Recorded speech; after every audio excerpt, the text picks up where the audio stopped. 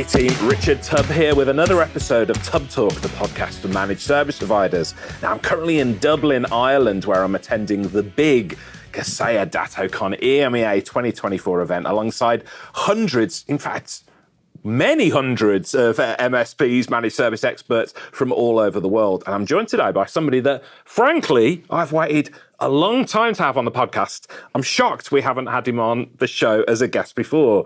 Greg Jones is the Vice President of Business Development at Kaseya Datto. And I say shocked because Greg is such a well-known figure in the managed service industry, highly respected, very well liked. He's a former MSP. He's the Executive Council Leader of CompTIA UK and Ireland Committee. And he's somebody I think has led the way in encouraging modern MSP leaders to share their knowledge through video and social media. More on that shortly. Greg, welcome to Tubb Talk. Oh, wow. That was some introduction, Richard. Well, I've had a long time to think about it. There you go. So. Thanks for having me on. Pleasure. Oh, it's my pleasure. Let's talk about DattoCon. We're here in Dublin. You and I see each other on the road, a lot of various events, but DattoCon EMEA, big event. What's this year's event looking like for you? Incredible. In terms of numbers, we are just blown away by the demand this year. It's been phenomenal for us. We've just peaked over 1,800 for attendance, so absolutely phenomenal. And yeah, it's really exciting. It's very loud on the ground, down on the show floor, which is good. But yeah, incredible content lined up over the next few days. Lots of different tracks from technical, business, thought leadership tracks. And also, as you will know, Richard, lots of partying and having fun as well. Lots of partying, but you and I, we don't partake in such things, do we? We just show our faces and disappear because we are beyond that, right? Too old now. Too old now. Right, we'll get back to Kaseya and Datto shortly. I really want to, you're very well known in the industry, so I want to shine a light on you a little bit. So tell us more about your journey in managed services, because you come from an MSP background before you joined Datto, didn't you? That's correct. So I've been with Kaseya Datto for around about 5 years now. And then before that, I was on the MSP side of the fence. Various different roles, head of technical services, CTO, on the leadership team. And yeah, it's certainly been an interesting journey. And arguably, I would say I'm still a recovering MSP. I still have the bruises. But for me, it doesn't feel like I've left, if I'm honest, because I just engage with so many MSPs and in the weeds within their business and helping, advice and support and guidance. And also, you know what our industry's like. There's so much knowledge sharing around peers. It doesn't feel like I've left, which is the beauty of when I came over to Datto and then to Kaseya, is I get to really fly the flag for MSPs, the evangelist in me from the MSP side of the fence, to make sure that everything we doing is MSP centric. That's one of my kind of core drivers, really, to challenge where I need to and ask, how is this adding value to MSPs? Is it what they need on the ground? And yeah, it's been a really interesting journey. And then before that, I was in local and central government, mainly in education, still in technology. So yeah, a long career. It seems like yesterday, but it certainly wasn't.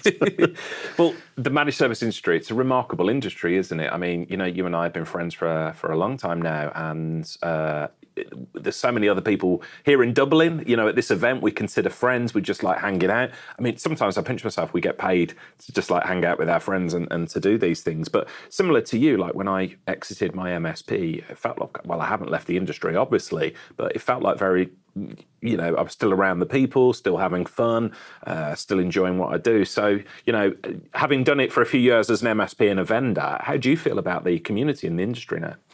Oh, for me, it's just phenomenal. Looking back, I have had a blessed journey as I transitioned from MSP to vendor, and I would not have succeeded on my own. Absolutely not. I would not be where I am today in the position I am without the backing, the support of the MSP community. And I mean that from a kind of multifaceted point, meaning the training, help and development from just peer sharing and knowledge, but also, if I'm honest, Richard, the support system as well, because I spend a ridiculous amount of time on the road. You really do. Yeah. I think people say to me, Greg, they're like, wow, and I've cut right back. Forgive me for interrupting, but I always quote you and I say, no. If you want to see somebody who's on the road a lot, speak to Greg Jones. Yeah. Yeah, I think the business gave me some stats last year that I was at home 3 days a month last year. So just with that much going on, many industry events, big changes in EMEA, a huge focus and push area. But for me, the MSP community is it's much more than business. It's, arguably that's an afterthought and beyond the relationship. For me, it's my family on the road. I landed here, where are we? I landed on Saturday. I flew in from an event in Portugal, of the channel leaders out in Portugal. I landed, and as soon as I switched my phone on, I had a message from an MSP in Ireland saying, hey, I see it's your birthday.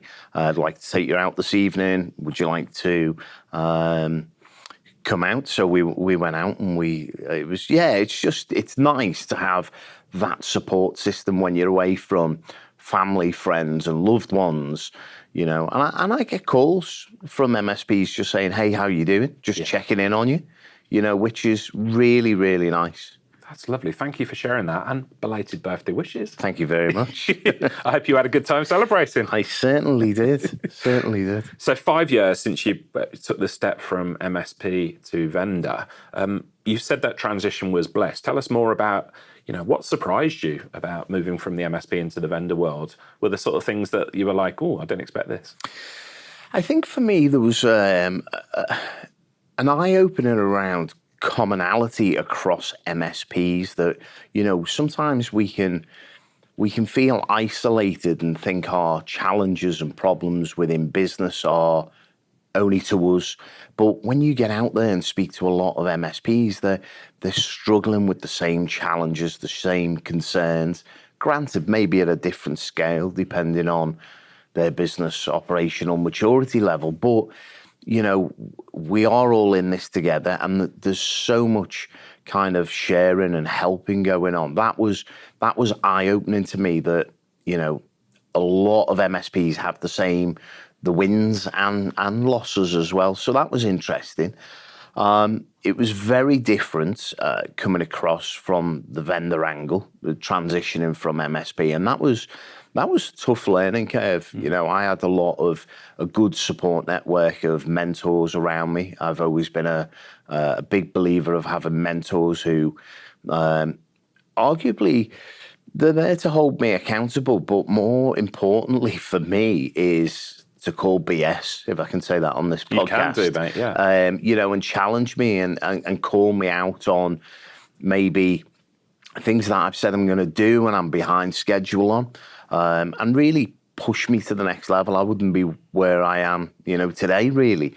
So that's been interesting. A lot of reading, a lot of training internally when I initially came on, and also understanding that MSPs and vendors are different, really. So my approach was always, I wanted to go to an organization where I didn't carry a direct quota-bearing sales number. Now, I've always arguably been in sales, but what I didn't want was for that to hinder my either advice, guidance, or interest in MSPs to position and push them down a certain route, really.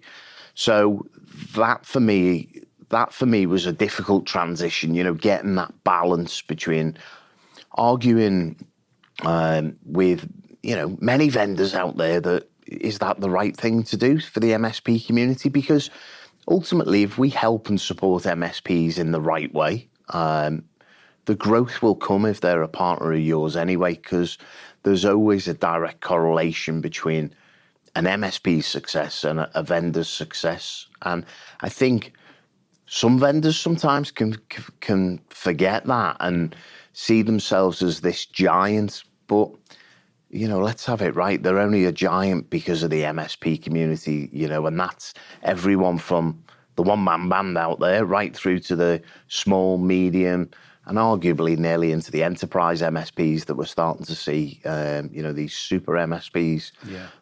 So, it's been a challenging journey, but good people around you, a good company that believes in you, good products, and looking back, it's been an incredible journey. I've had some really good people around me, and blessed.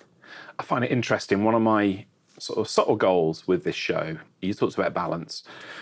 Former MSP myself, I had assumptions over the way vendors behaved, what their motivations were, what their goals. And so one of the things I try to do with the show now is to shine a light on as many vendors as I do MSPs, try to keep it sort of 50-50. Because my goal, Greg, is to allow the MSPs listening to this to go that these guys, these vendors, it's not a confrontational relationship. This is a partnership, and they're human beings, and they've got the same flaws as you. They make the same mistakes, but also their motivations isn't just to make money regardless of everyone around. Every vendor, including yourself that I've spoken to, wants MSPs to thrive because they understand it's like a symbiotic relationship. MSP doesn't thrive, vendor doesn't thrive. So it's not that sort of cutthroat relationship that many people, many MSPs can think it is. So, try to shine a light through the podcast. Were there any assumptions, though, that when you were an MSP, assumptions you had about vendors that maybe have been changed now that you're on the other side of the fence as a vendor? I think it was early on in my career as I come into the vendor world that vendors didn't really understand the dynamics of what MSPs faced on a day-to-day basis, a relevance of the size of MSP, from that single owner right through to larger MSPs. But that has changed massively. Here at Kaseya, we have a team of that's called the MSP Enablement Organization. That's a team of over 100 individuals that are there solely to support partners away from products and services. So that is mainly around the challenges that they have within business. A lot of that is sales and marketing, peer groups, peer learning, MDF funds. I now head up the MDF for Kaseya and Datto globally.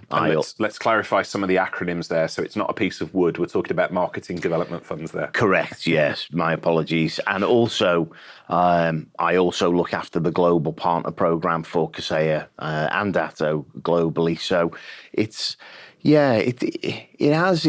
my view has changed. And I think many of the vendors out there are really coming to terms that the relationship with the MSP is one. Basically, it's converged to do business together.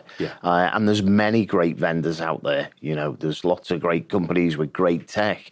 But for me, it always goes back to the people, and do they understand the MSP landscape? Are they bought in to the MSP? Are they passionate? For me, I'm all about the MSP. I'm passionate through and through. I will give my time in business hours, out of business hours, to help and support people wherever they need it, whether that's, just advice and guidance or a quick chat. And a lot of the things that I'm able to advise and consult and give advice on is that I've learned throughout other MSPs, just connecting with them at various different events. There's just so much sharing going on. Having been on both sides of the MSP and vendor divide, give us some advice, if you would, to our listeners, perhaps who are MSPs, new MSPs, just starting out, in terms of their relationship with vendors. How can they nurture that relationship so it actually becomes a partnership and they don't fall into that old stereotype of, vendors are just trying to sell us stuff and MSPs, we're trying to avoid them, sort of thing? Yeah, that's a great question. And for me, it's all around engagement. Lots of vendors out there talk about being a strategic partner of an MSP. But when you look at the relationship, it's very transactional. Now, that is not solely all on the vendor or solely on the MSP, but it does come down to the relationship. It is, you find it's, when you have just a transactional relationship, it's a communication or an engagement problem. What I would say to any MSP is, really focus on building that relationship within your business. Some key individuals within the vendor, invest time. It's hard because typically, MSPs work with about 17 different vendors. That's the stat at the moment. And it takes time to invest in the relationship, but you get so much out of it, And it's not just about buying products and services, because, our CEO said today on stage, Fred, lots of vendors out there have great products. If they didn't, they wouldn't be in business, which is right. It's about much more than that. It's the support system, it's the relationship, and also as well, ask the question how they can help you. They talk about being a strategic partner. Challenge them and say, okay, you talk about being a strategic partner of mine. Show me, how can you support me in my business, whatever that is, away from products and services. We're here at DattoCon. This is all about a celebration of the MSP community, education, training, development, but away a lot of the sessions from products and services. Yesterday, we had a whole day around M&A, totally free of charge for MSPs to come and learn about how to traverse the M&A landscape, how to buy, how to sell, how to exit.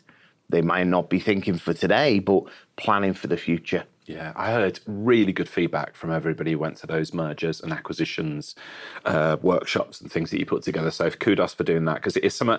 It's interesting. I say this with a wry smile. You speak to any MSP and they say, "What's your exit plan?" No. I'm going to do this forever. You and I both know, and I know, having been through it myself, everybody needs an exit plan. Everybody's got to be thinking about what they want to do after this. Yeah, and you never know. Unfortunately, in life, you never know what's around the corner. So you should plan now to exit, even if you have no intention. Yeah. Document all of your services. That de-risks your business. I'm not talking about from the client side around tickets, but your internal processes. Everything from Mary or John in finance, how they do the month-end payment run or payroll. God forbid they, I don't know, whatever, they can't attend work or they win the lottery and run off. You would be able to do the month-end payment run a lot slower, but you would understand the process, and it de-risks your business, gets you a higher multiple. I guess it's a bit like when you buy a McDonald's or a KFC. You're not buying a McDonald's or KFC. You're buying the run book, the playbook of why that burger tastes the same all over the world. So, yeah, we're just giving lots of tips. And again, that is to show the MSP community that we're not here for today. We're here for the long term to help and support the MSP community. Yeah. Something else I'll add, just reflecting on it, I was having a conversation with a South African MSP who's here today, and you've got people from all over the world. It's fairly cool, isn't it, catching up with people from different parts of the world. And they've grown their business from like just under 1 million turnover sort of pounds up until they're at the 2 million part now, and was asking my advice. What do you think we need to do to get to the next level?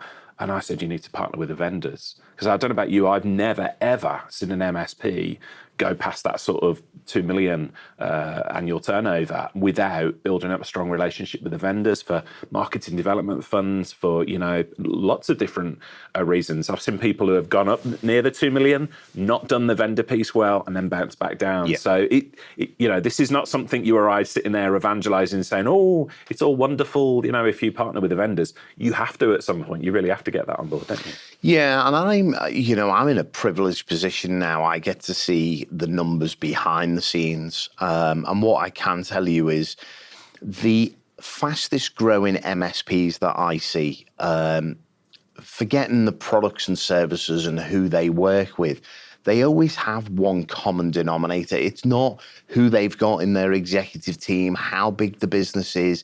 It's always that they have a focus on sales and marketing and a good, strong relationship with all of their vendors.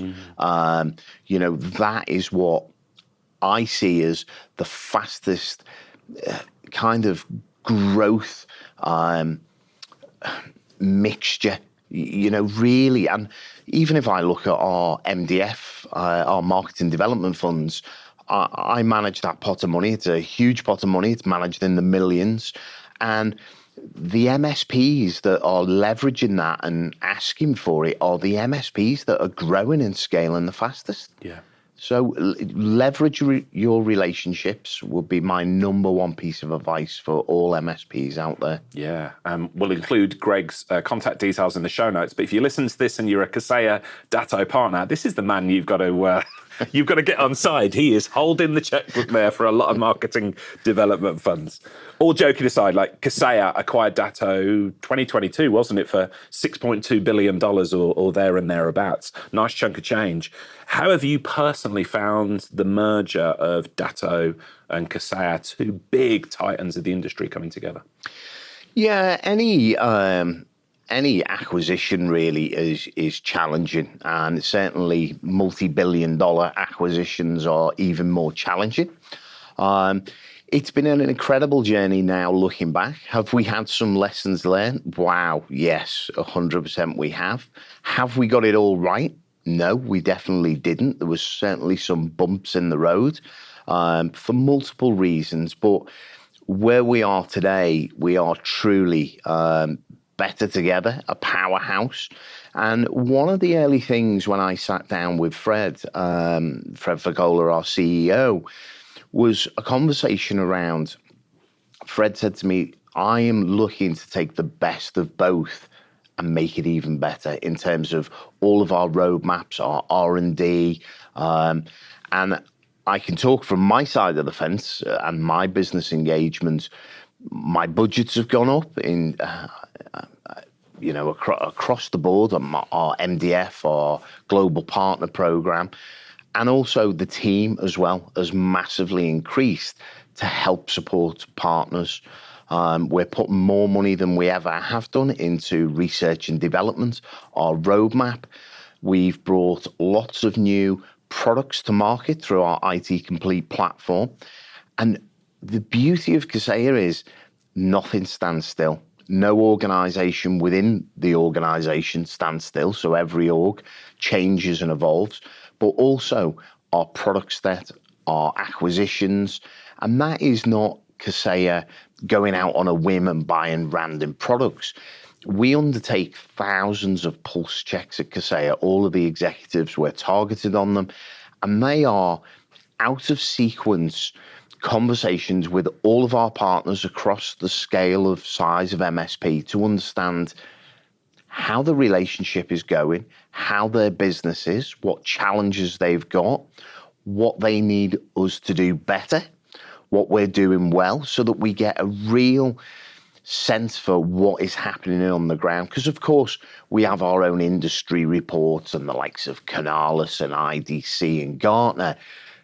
But hearing it from the horse's mouth when it's real, what affects them, what keeps them up at night, that leads into many areas of our development. So I'm pleased with the journey. Has it been as smooth as we would have liked? Absolutely not. We had certainly some challenges, to say the least, around billing. Glad to say that's behind us now. We had a few account management bumps in the road as we integrated two super entities, really, and realigned our organization to support partners better.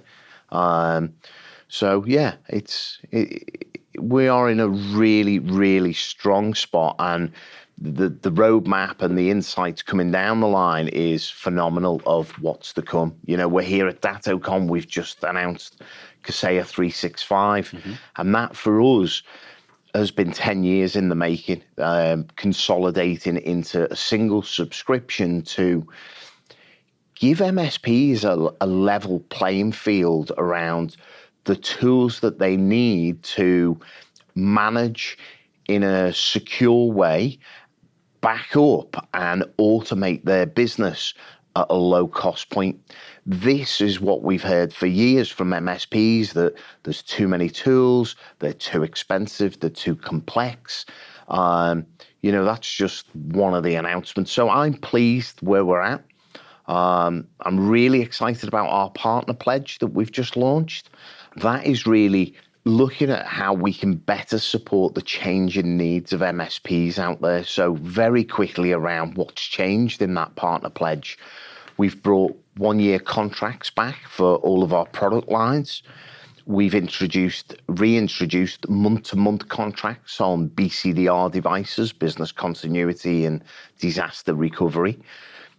We also have introduced what we're calling flex spend, meaning MSPs that sign contracts with us can move that spend around because their IT infrastructure and certainly their customers' IT infrastructure changes. It's very hard now for an MSP to predict the IT landscape of all of their clients 6 months out, never mind 3 years or 5 years out. So we'll allow them to move and flex spend that. And that was something that we done last year around our BCDR fleet. The feedback from the MSP community was overwhelming. So we've introduced that across all of our products and services. So let's give an example there. So let's choose the BDR, the backup disaster recovery side of things. So would it be if an MSP perhaps has got like on-site backup disaster recovery and then the client decides they want to move into the cloud or Azure or something like that? So you'll allow them to move their spend from one to the other. That's exactly, yeah. And that was what we launched last year. This year we've brought it in and we've just launched the DatoCon EMEA in Dublin.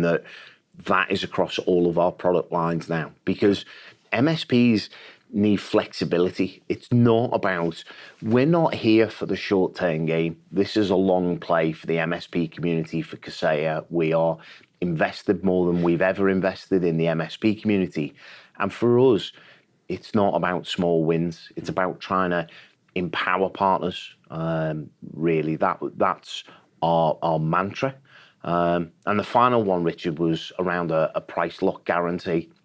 We've now said at renewal time, we will not increase prices beyond 5%. That's basically just a little bit above consumer index. Yeah. But, and there are some vendors out there that we see 15, 20% increases. So yeah, that's just really showing the MSP community that we've heard you. We haven't always got things right in terms of contracts and flexibility. But going forward, we're certainly gonna do a better job. Yeah, it's clear for anybody listening. You're taking a number of different strides forwards to address some of the challenges. We'll say that openly. That people may have leveled at you in the past. Can I ask about personal resilience? Like, you're a really well-liked guy. You're very well respected, as I mentioned earlier on. So I know people watch your videos, get to know Greg Jones, and you're very giving to the community as well. From a personal resilience perspective, when you're on certain forums, Reddit and other things are like the Wild West, and people are not speaking well of like Kaseya, Data or whatever, because of the growing pains that you went through, how did you deal with that personally? How did you divide well, this is my company and I want to defend them, but I'm also know from an MSP perspective, we're not doing some of the things right. Yeah, I think for all vendors that, go through challenges, and let's be honest, every business on the planet has issues out there, and, nobody, should we say, never drops the ball. Absolutely. And I'm sure we will drop the ball in the future as we continue to innovate and push forward harder than we ever have done. But for me, it was about, I kind of got it from both sides of the fence. I was in a very fortunate position to be in a senior position with the organization, to see that the organization was taking some of these challenges that we were experiencing extremely serious. When I say extremely serious, these were all at board level. All of the executive teams were targeted on writing these issues or comments or queries. But for me, it was about understanding it from the MSP side of the fence. And I guess it goes back to me as a person. I'm all about integrity. If I say I'm going to do something, I will do it. I own usually far more things than I should in business and in personal. I have a terrible work-life balance, if I'm honest. But for me, it was hard. It was hard to read some of the bumps in the road, but at the same time, I was able to communicate with partners quite transparently what we were doing from an executive team to right some of these challenges. And yeah, it was a difficult transition for a short period of time, but nevertheless, it was. But I get it. I got it from both sides of the fence.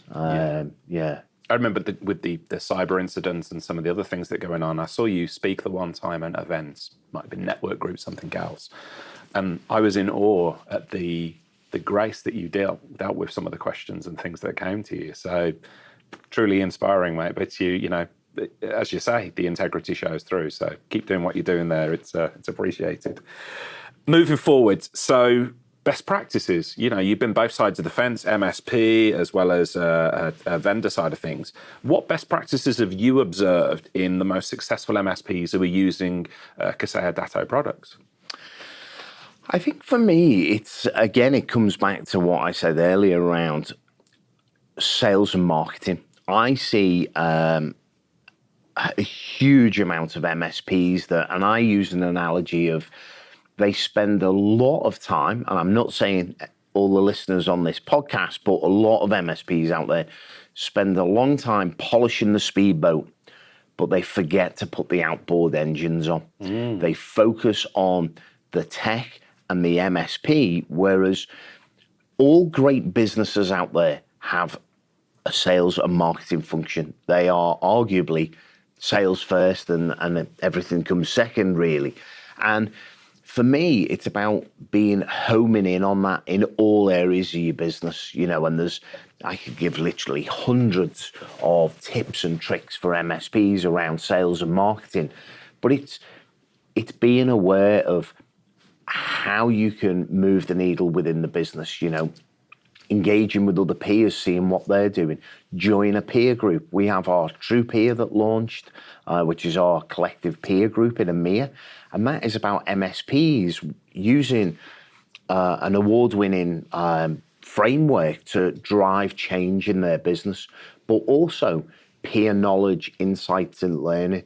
I've just come off a panel just a couple of hours ago where I was talking around sales and marketing, you know, mainly around sales, you know, basic things like when a quote goes out the door for, I don't know, a laptop, rather than it just having a laptop, it should have all of the optional additional extras, you know, that RAM upgrade, the 5-year warranty, the accidental warranty, a Kensington bag, a Kensington lock. They're very small, minute changes, but over the course of a year, that massively impacts your EBITDA. Or another example, maybe if you're focusing around sales and you've got either a sales team or an individual focusing on sales, don't just focus on the sales number. As a business owner, of course, you need targets and reverse back your target number to give to a salesperson, but don't track the number, because you see feast and famine in sales, and hitting or missing a number is very easy in sales. But if you take that number that you give the sales team and then reverse engineer it a little bit more and track the activity that would drive that number. So most MSPs have an abundance of data in their PSA or their RMM. Start leveraging that data. Look at your close rates. Look at how many opportunities you have. Look at how many meetings that you have, and then target the team on them, or even you as an individual. And bring in accountability into your business as well is huge for me. I see a lot of CEOs and directors of MSPs doing an amazing job of running their MSP business, but they don't have anyone to hold them accountable. Right. Because as we move up I don't know, do you call it the food chain? But as you move up in management or an owner, there's nobody else on that boardroom table when you turn to the right. It's you, yourself, and I. So bringing an accountability partner in, whether that's your wife, your spouse, your partner, another colleague in the business, or another MSP, or join a peer group. They're some of the characteristics that I see from MSPs are the ones who they have a business plan, they hold themselves accountable, but they absolutely focus on sales and marketing. Yeah, I think that is absolutely golden advice. I've always had, throughout my entire career, even to this day, had coaches, mentors, people that I turn to, accountability partners. Yeah, because you need to, because I think the majority of MSPs listening to this show tend to be, techies and tend to grow the business and tend to then be on their own. And it's a lonely gig. Isn't it? It really is. So, we talked about, almost like the mental health side of things, having some support from peers and that. But also, you've got to have somebody to bounce those ideas off and say, am I talking sense here, or is this a load of odd rot? And exactly. It comes back to that calling BS. I'm thinking back when you said that to last year, checking in with one of my mentors on my targets and my goals. And I was so pumped. I'd hit this goal, and I was so pleased to tell my mentor. And he called me out on it, and he said it was too low, too easy. And for me, it wasn't. It was a challenge and it was a push. But he called me on it, and he said, "Well, you've achieved it, and you've achieved it early, and ultimately we failed." So he turned what I was happy to call a huge victory and success into we need to challenge and push harder. And he was, he was right. Let's. And I think that's another thing for MSPs is use mentors. A lot of people get caught up in this stigma around mentors that they need to pay for them, or they're not worthy of them, or who do they ask? We all have mentors, whether we know it or like them. It might be friends, loved ones, because we hang around with the people that we know, like, and trust. And sometimes it's about just sharing your goals with them and getting an outside perspective. There's lots of programs from vendors like, I don't know, CompTIA and who can buddy you up with someone, or reach out to the likes of you or me, and we could connect you to another MSP. Absolutely, yeah. Because accountability partners and mentors, it works both ways. There's not always a mentor and a mentee. That's the idea of a program. But quite often you'll see that they will both cross-pollinate each other and be very complementary. My mentor just the other day, think the world of him, and he said to me, "Thank you." I was like, "What for?" All I consider I do is be a pain in his backside, constantly asking difficult questions. And he said, I've learned so much from working alongside you. And that was a sort of, a really nice thing to hear as well, because a good mentor-mentee relationship, both sides should be learning from each other, even if one of them is, the positioned as the mentor, the person that you go to for advice. I'm really glad you mentioned that. Yeah. It's really, and swap them in and out, I look at my mentors all the time, and sometimes those relationships come to fruition. They're still, in many cases, lifelong friends. But, and work with a couple, not just one, because you have different personalities, different ideas. But it's just a really good way to continually invest in yourself, Yeah. That right there is gold, people. If you're listening to this while you're out walking the dog or driving the car, when you get back home, rewind and listen to what Greg said for the last 10 minutes or so there, because it really is gold. Moving on. Technology. Are there any emerging technologies or tools that you think are going to be real game changers for the managed service industry? I am absolutely not going to say AI and machine learning. I was goading you for it. I know.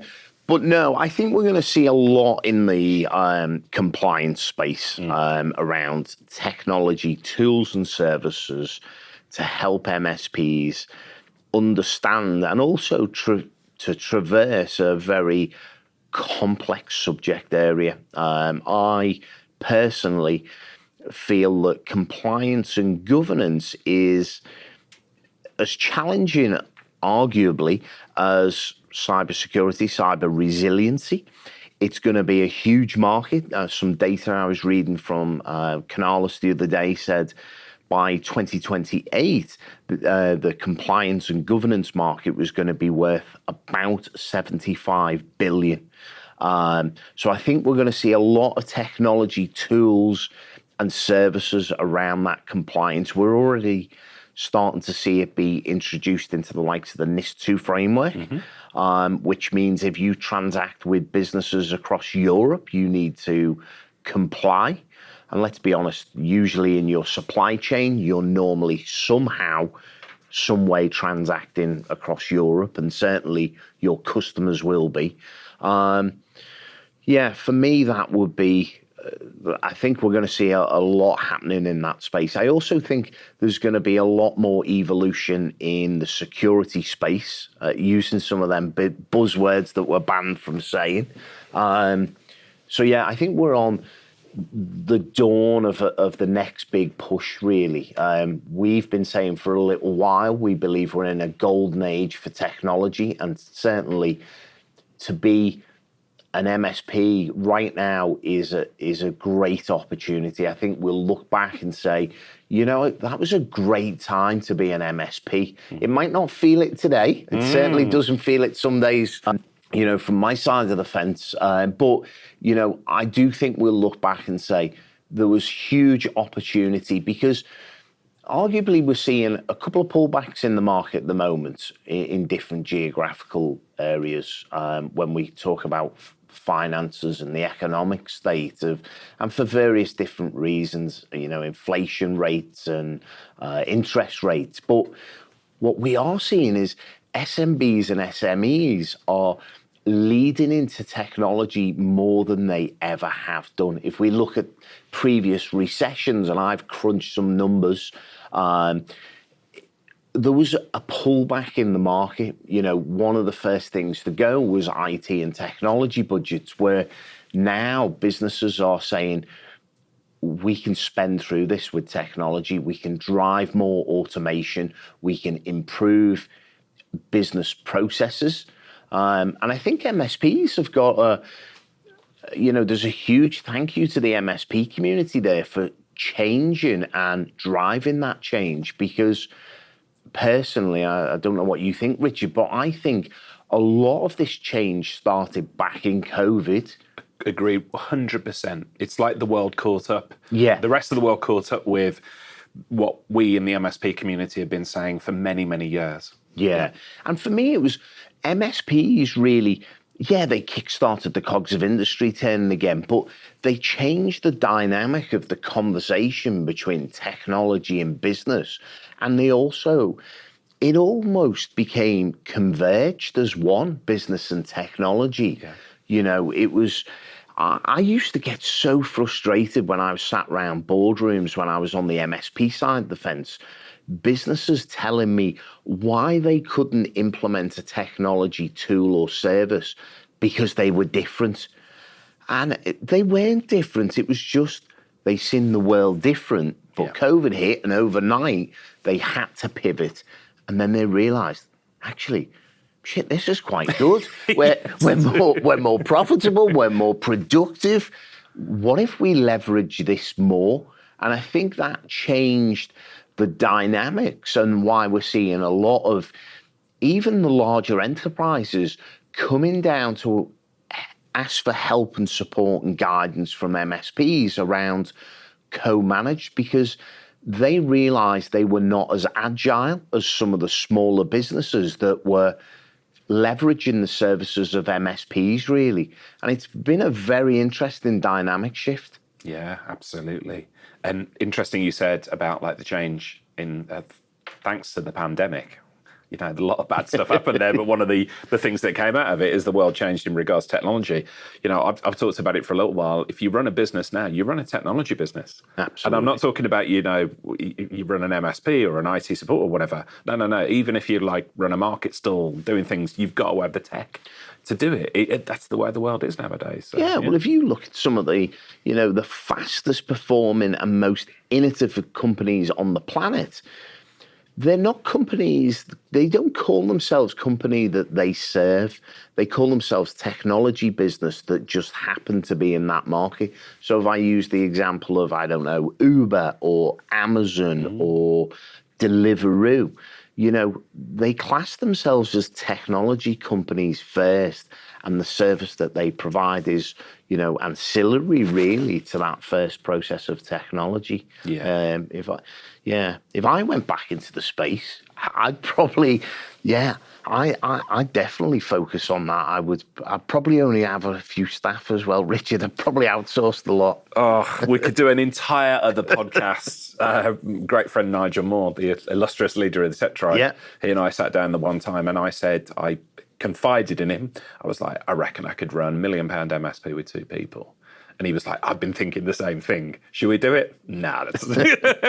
Yeah. So in theory, it sounds good. But yeah, I absolutely believe it's possible. It is nowadays. Certainly, if you look at the few roles that you would have, if it was me, I would probably only have a CEO, a CTO, a CRO, so, Chief Revenue Officer, and hopefully somebody to go to the bank. Yeah. But you're not about to get back into the MSP industry. Absolutely not. We need you on the vendor side, my friend. So.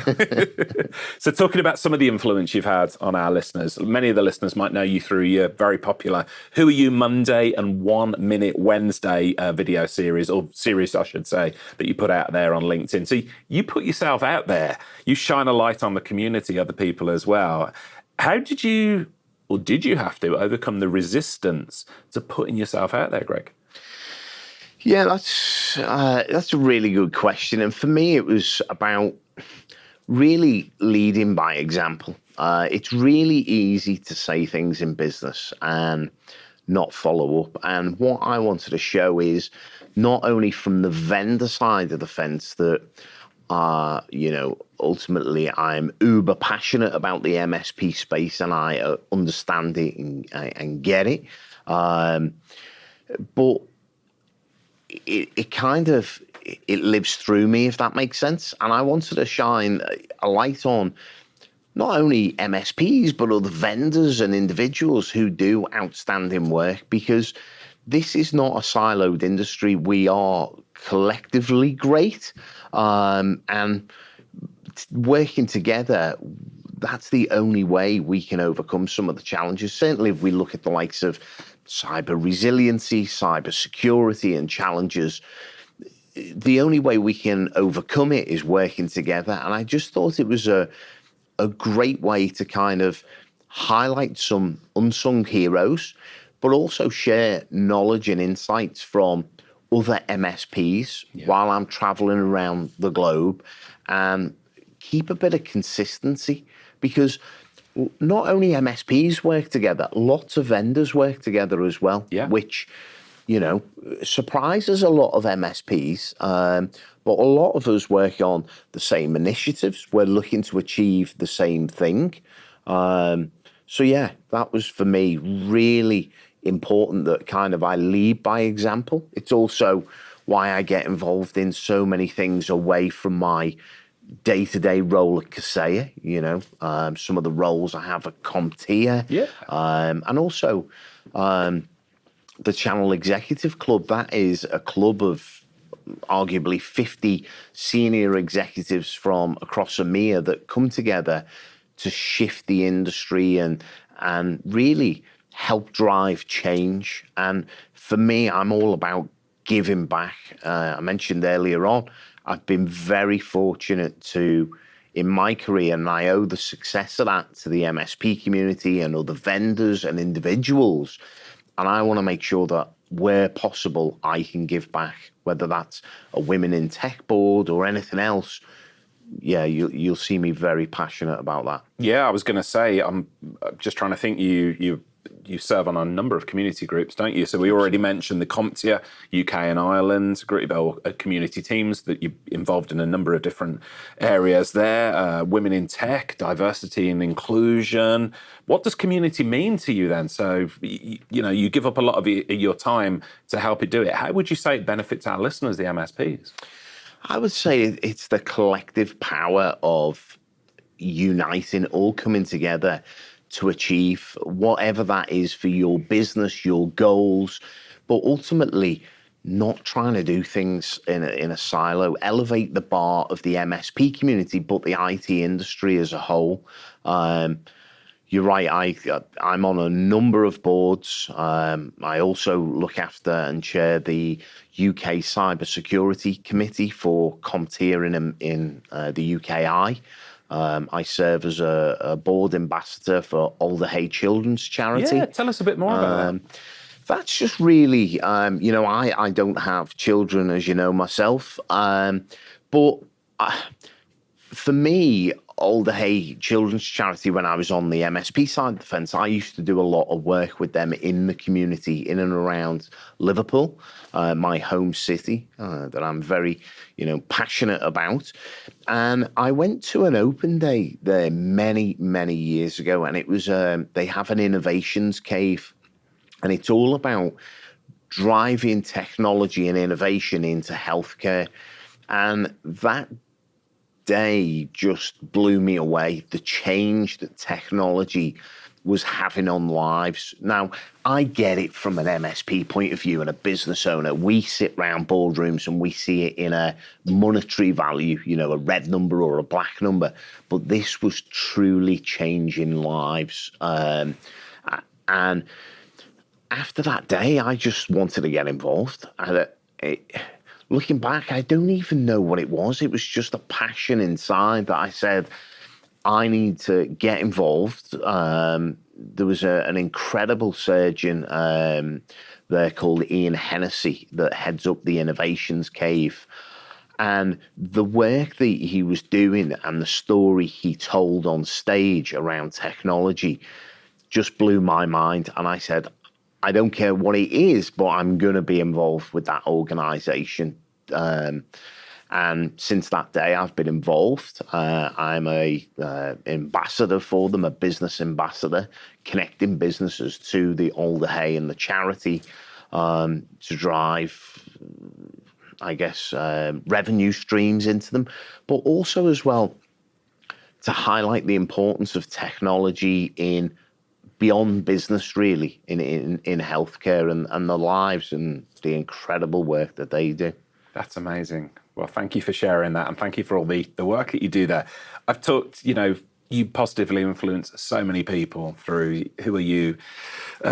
Monday, 1 Minute Wednesday, the work that you do with communities, the charity work that you do and things. It's amazing to see. It's very inspiring to see. But who influences Greg Jones? I have so many great support network around me, family, friends, loved ones, and a lot, when I say friends as well, that are, people that I've worked with, people in the MSP space, a lot of colleagues. There's just so many really to call out. And because I'm traveling so much, there's just so many people I call on and check in with. I see them at events. I have, I guess, a bit of a family on the road, really. I mentioned that earlier. People phone just to check in. Hey, I see you here. Or they'll see me land and, invite me to something. So it's quite moving, really, the support and the influence. And then I'm avid podcasts. I listen to podcasts till they come out my ear as I'm traveling the globe and read a lot of books. I also do 5 a.m. Club, which is getting up a ridiculous hour usually, but focusing on mental health, education and training. And a lot of the things that I do around there's a 15-minute or 20-minute piece really around education, and I'm always listening to podcasts and books. So many influencers really out there. Wow. Yeah. Are we allowed to talk about your first book? Well, you can hold me accountable on my first book. I will do, because we spoke about it a little while. I wasn't sure if I could bring it up or not. What's the book all about? When can we expect it? So it is coming soon. I'm about 80% complete now. My mentor said it should be well done by now, but here we are. And ultimately, that is a collection of 1 Minute Wednesdays, the best of 1 Minute Wednesdays. There's been so much knowledge and sharing from not only standout figures in the MSP space and the IT industry, but also celebrities and leaders from across the globe that have given insights on 1 Minute Wednesday. And it's really a synopsis of all that information and tips really to help business owners and MSPs. So yeah, I'm quite excited. I give my little take on each 1 minute tip as well. So yeah, I'm really excited about it. Oh, well, we're looking forward to that. And if I can give some words of advice as a friend and fellow author, so I'm up to I think we just published book number 4. 80% is the killer area. So I've got to 80% with my books in a short period of time, and then procrastinated between 9 and 18 months to get the next 20% done. So I just want to say to my friend, I will hold you accountable if you need to, but that 20% is the tough part there. Well, so. it is on my target list. I've put it down as one of my goals to get done. All of the proceeds raised are going to charity. So yeah, it's I need to focus on it and find some time for that. Well, we will hold you accountable. The Tub Talk listeners will hold you accountable for it as well. So we expect to see that book come on Amazon sooner rather than later. Greg, this has been absolutely phenomenal. I could sit and talk to you all day. I've been waiting a long time to get you on the podcast. You're such a positive influence on the industry as a whole. You're well liked, respected, you're loved by so many people there. So thanks for taking the time out. And I've got to let our listeners know as well. So Greg's feeling under the weather at the moment. We're here at DattoCon. The guys run ragged. And so I said to him before we came on air, like, you sure you want to go through with this? He's feeling a bit under the weather. Yeah. And he's pressed forward. So Greg's work ethic just keeps going and going and going. And just think about it. If he was I think you'll agree with me, if he's been this good on the podcast feeling under the weather, just imagine how great this guy can be. So we've got to have you back in the future when you're at 100% as well. Definitely. But thank you for doing it. Really appreciate it. Thank you for the kind words. And thank you to the MSP community for tuning in today, for listening, but also for the inspiration you give me, the education, training, and checking in on me as well. So really appreciate it. And yeah, I wish you all the success. Well, Greg spoke about a lot of things, resources, other bits and pieces there. We'll include them all in the show notes, including a link to Greg's LinkedIn profile, where you can find 1 Minute Wednesday, Who Am I Monday, that type of thing as well. And of course, you're not, as anybody could gather from what we've been talking about, you are not a hard man to find either in person or online, at events and that. But if anybody listening did want to continue the conversation with you in person, where's the best way for them to find you? Anywhere, really. You can drop me an email. It's gjones@datto.com. You can give me a call. I put my cell phone on my LinkedIn profile. Again, it's about being reachable. Yeah. So yeah, I'm happy. Or drop me a message on LinkedIn. Give me a call. Book some time in, and yeah. Well, take one action, dear listener, when you go away from this. Go and connect with this man on LinkedIn, or at the very least follow him, because you'll find some gold there. Greg, this has been a real treat. Thank you, mate. It's been an absolute pleasure. Thank you for having me on. Cheers. Thank you. Hey folks, Richard here. Thanks for listening today. I know you've got a ton of options for who you listen to nowadays, so I really appreciate your support. Do you have any feedback on this episode? Ideas for future guests? Tweet me at Tublog using the hashtag TubTalk. I respond to every tweet and really appreciate your feedback.